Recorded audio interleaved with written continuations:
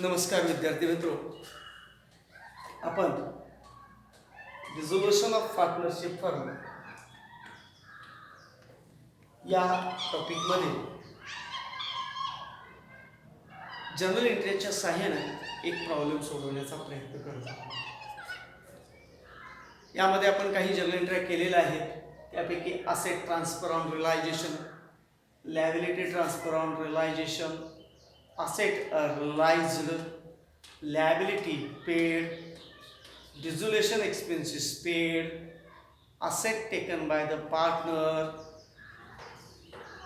profit or loss on realization distribution, and any undistributed balance is given in the balance sheet also distributed. These entries we have solved.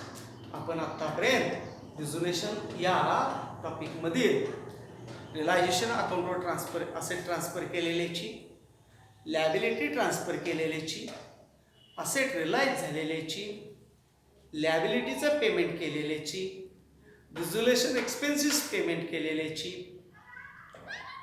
Realisation अकाउंटवर profit झाला का loss झाला, loss झालेल्याचा आणि त्याची वाटणी केलेल्याची, आणि balance शीटला जो reserve fund दिलेला होता तोही वाटून दिलेल्याची. त्याचबरोबर एखाद्या पार्टनरनं एखादा असेट घेतला असेल तर त्याची सुद्धा नोंद केलेली आहे. आज आपणाला विद्यार्थी मित्रो फायनल पेमेंट टू पार्टनर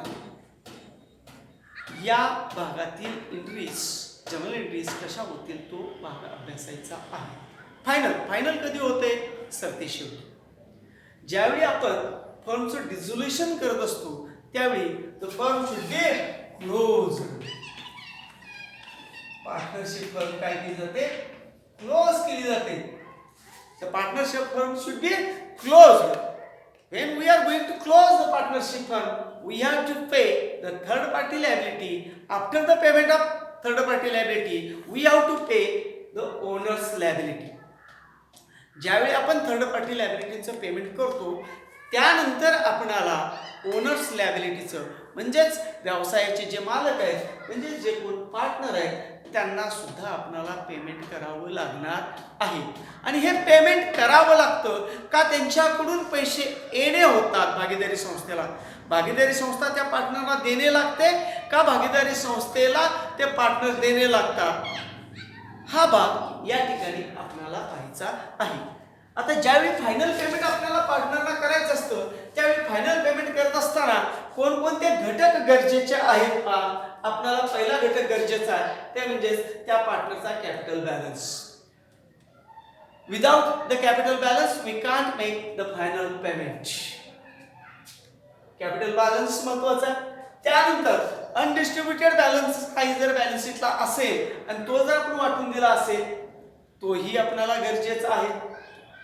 त्यानंतर रिलायझेशन अकाउंटवर प्रॉफिट झाला का लॉस झाला तोही बॅलन्स आपल्याला गरजेचा आहे. आणि एखाद्या पार्टनरनं असेट घेतली असेल त्याचीही तीही गोष्ट आपल्याला विचारात घ्यावी लागते. किंवा एखाद्या पार्टनरनं लायबिलिटी पेड करायचं मान्य केलं असेल तर तेही आपल्याला विचारात घ्यावं लागतं. लायबिलिटी पेड बाय पार्टनर, इथं कोणतीही लायबिलिटी पेड केलेली नाही. आता आपणाला या सर्व माहितीच्या आधारे आपण फायनल पेमेंट करणार आहोत. फायनल पेमेंट म्हणजेच भागीदारी संस्थेनं पार्टनरना त्यांच्या गुंतवलेल्या भांडवलाच्या प्रमाणात पैसे देणे किंवा पार्टनरकडून पैसे वसूल करणे हा भाग फायनल पेमेंट मध्ये आपल्याला अभिप्रेत आहे. बघूया आपण पहिल्यांदा एचं फायनल पेमेंट करूया, कॅल्क्युलेशन करूया. Calculation of Anandrao's final payment.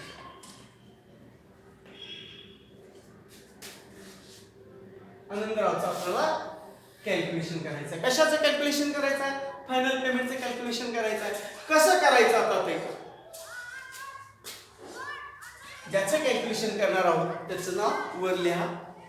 त्या बाजूला डेबिट, दुसऱ्या बाजूला क्रेडिट, अशा पद्धतीने. आता मला सांगा कॅपिटलचा बॅलन्स त्यांचा क्रेडिट असतो, क्रेडिट साइडला घ्या. आनंदरावचा कॅपिटलचा बॅलन्स किती आहे? 20,000 रुपये.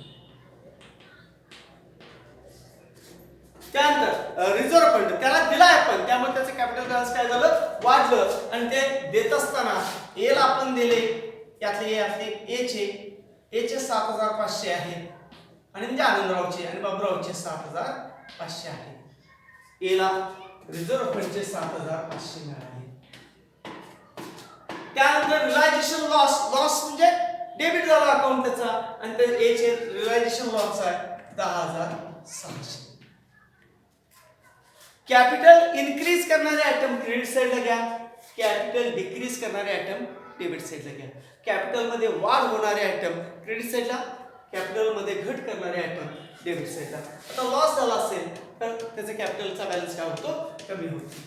आणि असेट टेकन एनच असेट टेकन केलेले आहे 22,500 ची, म्हणजेच त्याचं कॅपिटल असेट ड्रॉइंग आहे त्यामुळे डेबिट झाले 22,500. पहा एवढी याची काय आहे, उचल आहे बिझनेस मधून, म्हणजेच ड्रॉइंग आहे. याची इतके काय आहेत, ड्रॉइंग आहेत, आणि इतकी त्याची गुंतवणूक आहे. एवढी त्याची इन्व्हेस्टमेंट आहे. कॅपिटल साठी त्याने एवढे पैसे गुंतवले आणि रिझर्व्ह फंडचे त्याला एवढे पैसे मिळालेले आहेत. आता बिझनेस मध्ये त्याचे पैसे किती आहेत, 27,500 total investment. It is the total investment. Total investment किती आहे त्याची, 27,500. आणि टोटल ड्रॉइंग्स किती आहेत त्याचे, 0 0 7 5 11 3. टोटल ड्रॉइंग्स किती आहेत त्याचे, टोटल ड्रॉइंग्स 33,100. 33,100 33,100 त्याचे ड्रॉइंग्स आहेत आणि इन्व्हेस्टमेंट किती आहे, 27,500. याचाच अर्थ ए न बिझनेस मध्ये जेवढे पैसे गुंतवलेत त्याच्यापेक्षा जास्त त्यानं बिझनेस मधनं काढून घेतलेले आहेत. ए न बिझनेस मध्ये गुंतवले होते किती, 27,500 आणि काढून किती घेतले, 31,100. म्हणजे काढून घेतलेली रक्कम काय आहे, जास्त आहे. किती काढून जादा घेतले, 27,500 यामधून वजा केले तर आपल्याला लक्षात येईल किती काढून घेतले होते त्यानं. 0 0 6 5 11 अच्छा 1 8 8 आणि 5 13. अच्छा त्यानं 5,600 रुपयाची जादा उचल केलेली आहे. आणि ही जादा उचल केलेली त्याला बिझनेसमध्ये गुंतवावे लागणार आहे, त्याला बिझनेसमध्ये पैसे भरावे लागणार आहेत. बिझनेसकडून फर्मकडून त्याला पैसे आता या ठिकाणी मिळणार नाहीत. त्याचे फर्ममध्ये जेवढे पैसे होते त्याच्यापेक्षा जास्त पैसे त्यानं उचललेले आहेत. आणि किती जास्त उचलले तर 5,600. तुम्ही जास्तीच घेतलाय त्यामुळे तुम्हाला त्या ठिकाणी ते भरावं लागणार आहे. आनंदरावला भागीदारी संस्थेमध्ये 5,600 भरावे लागतील. पुन्हा एकदा आपण रिव्हिजन करू. How to calculate the final payment balance. Final पेमेंटचा बॅलन्स कसा काढायचा, तर त्यासाठी आपल्याला ज्याचा आपण बॅलन्स काढणार आहोत त्याचा कॅपिटल बॅलन्स माहीत असला पाहिजे. त्याला रिझर्व्ह फंड किंवा जनरल रिझर्व्ह मधला काही हिस्सा मिळाला असेल तर ती अमाऊंट माहित असली पाहिजे. रिलायझेशन लॉस किंवा प्रॉफिट असेल तर ती अमाऊंट माहित असली पाहिजे. त्याने एखादा असेट घेतला असेल तर ती अमाऊंट माहित असली पाहिजे. त्याने एखादं लायबिलिटी पेड केला असेल तर ती अमाऊंट आपल्याला माहित असली पाहिजे. म्हणजे which items are required. First capital, second one reserve fund, third one realisation profit और loss, fourth one asset taken आणि फिफ्थ वन लायबिलिटी पेड. आता या उदाहरणामध्ये लायबिलिटी पेड केलेल्याचं काही सांगितलेलं नाही आहे. जर त्याने देणं द्यायचं मान्य केलं असतं तर ते बिझनेसमध्ये त्याच्याने पैसे गुंतले असते, त्यामुळे गुंतवणूक त्याची वाढली असती. मात्र या ठिकाणी त्यानं कोणतंही देणं मान्य केलं नाही आहे, त्यानं द्यायचं मान्य केलं नाही, तर उलट त्यानं फर्निचर स्वतःसाठी घेतलंय. बाहेर बिझनेसमधलं 22,500चं त्यानं फर्निचर स्वतःसाठी घेतलेलं आहे. आणि हा लॉस आहे रिलायझेशनचा. एकूण त्याची उचल झाली 33,100 आणि बिझनेसमध्ये त्याचे पैसे होते 27,500. म्हणजेच बिझनेसमध्ये असलेल्या पैशापेक्षा त्याची उचल जास्त आहे. त्याची उचल कितीनं जास्त झाल्या, 5,600 रुपयांनी त्याची उचल जास्त झालेली आहे. म्हणजेच त्याच्याकडून कडून फर्मला पैसे आले पाहिजेत. आणि असं जर फर्मकडून पैसे यायचे असतील तर ती अमाऊंट आली आपली 5,600. एला ते फर्ममध्ये भरावे लागतील. ते भरण्यासाठीची त्याची एंट्री होणार आहे. ए न फर्मला पैसे दिले म्हणजे फर्म मध्ये पैसे आले, कॅशचा अकाउंट प्रकार रिअल आहे म्हणून cash account debit to as capital. How much required? 5,600.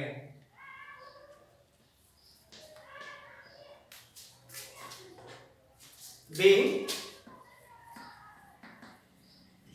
required amount brought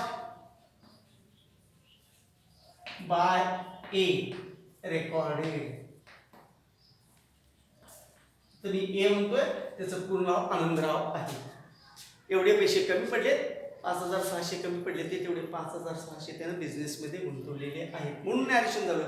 Bing required ही गरज आहे, एवढे पैसे त्यानं भरलेच पाहिजे. रिक्वायर्ड अमाऊंट कमी पडणारी ही गरजेची अमाऊंट आहे, त्यानं बिझनेसमध्ये तेवढे पैसे काय केले, गुंतवले. हे ए च्या बाबतीत झालं कॅल्क्युलेशन. आता बी च्या बाबतीत कॅल्क्युलेशन करूया. पा बी ने एखादा असेल वगैरे काय घेतलंय का, नाही घेतलं. बीचं कुठंच असेल घेतलेलं सांगितलं नाही.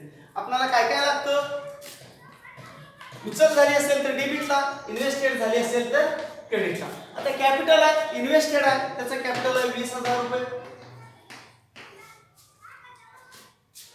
रिझर्व्ह फंड त्याला मिळाला 7,500. त्यानंतर त्याचा लॉस आहे 10,600. त्यानं कोणतेही असेट घेतलेलं नाही आहे किंवा त्यानं कोणतीही लायबिलिटी देण्याचं मान्य केलेलं नाही आहे. त्याचे टोटल ड्रॉइंग्स किती झाले, टोटल ड्रॉइंग्स याचे टोटल ड्रॉइंग्स आहेत 10,600. आणि टोटल इन्व्हेस्टमेंट किती आहे त्याची 27,500. टोटल इन्व्हेस्टमेंट त्याची टोटल इन्व्हेस्टमेंट आहे 27,500. त्याचे टोटल ड्रॉइंग्स 10,600. म्हणजे त्याची इन्व्हेस्टमेंट त्याच्या उचलपेक्षा काय आहे, जास्त आहे. त्याच्या बिझनेसमध्ये पैसे शिल्लक जास्त आहेत. किती जास्त आहेत तर त्याची उचल जी आहे ती वजा केली तर आपल्याला लक्षात येईल. 10,600 मधून वजा केली तर आपल्याला लक्षात येईल 6 9 15 त्याच्यात 1 7 गेले 6 16,900. 16,900 बिझनेसमध्ये अजून त्याचे पैसे शिल्लक आहेत. आता त्याचे पैसे बिझनेसमध्ये शिल्लक आहेत म्हटल्यानंतर बिझनेसनं त्याला पैसे परत केले पाहिजेत. पार्टनरशिप फर्मनं त्याला एवढे पैसे परत केले पाहिजेत. इथं काय होतं, आनंदरावचे पैसे कमी पडत होते म्हणून आनंदरावनं पैसे आणले. आता इथं बाबूरावचे पैसे शिल्लक आहेत, त्यामुळे पार्टनरशिप फर्मनं त्याला पैसे दिले पाहिजेत. आता पार्टनरशिप फर्म मधून पैसे काय होणार आहेत, गोज आउट होणार आहेत. म्हणून त्याची एंट्री होणार पहा आपली बाबूराव's capital account debit, B's capital account म्हणूया. B's capital account debit to cash किती द्यावे लागणार आहे 16,900. 16,900 being final payment made.